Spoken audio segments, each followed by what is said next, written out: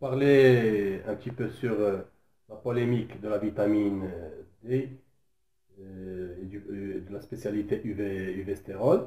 Il faut savoir tout d'abord qu'il existe deux types de vitamine D commercialisées, la vitamine D2 ou bien l'ergocalciférol qui est d'origine végétale et la vitamine D3 ou la cholécalciférol qui est d'origine animale. La vitamine D est essentielle pour la croissance des os, donc elle est nécessaire. C'est pour cela qu'on la donne systématiquement, le plus souvent, aux nouveau-nés et aux nourrissons.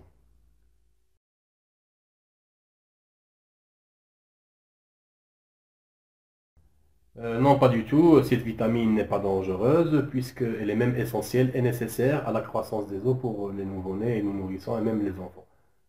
Ce qui peut être dangereux dans ce cas-ci, c'est la façon de donner ce médicament à ces nouveau-nés ou bien à ces nourrissons. En effet, on le donne en France à l'aide de pipettes graduées. Ici au Maroc, ces spécialités n'ont pas de pipettes. On les donne le plus souvent à l'aide de seringues jetables modifiées à cet effet pour qu'on puisse les donner par voie orale.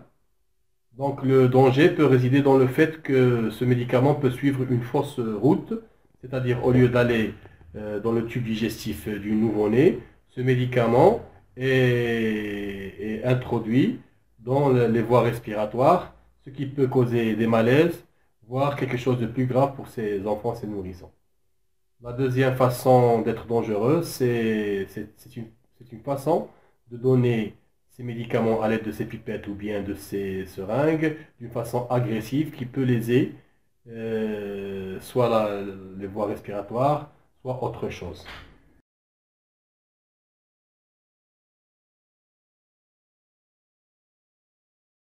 Tout d'abord, il ne faut pas arrêter son traitement. Il faut savoir que, comme je l'ai dit tout à l'heure, la vitamine D n'est pas dangereuse en elle-même.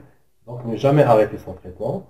Deuxièmement, essayer de donner ce médicament à travers pipette au bébé ou bien au nourrisson en laissant ce nourrisson téter cette pipette doucement.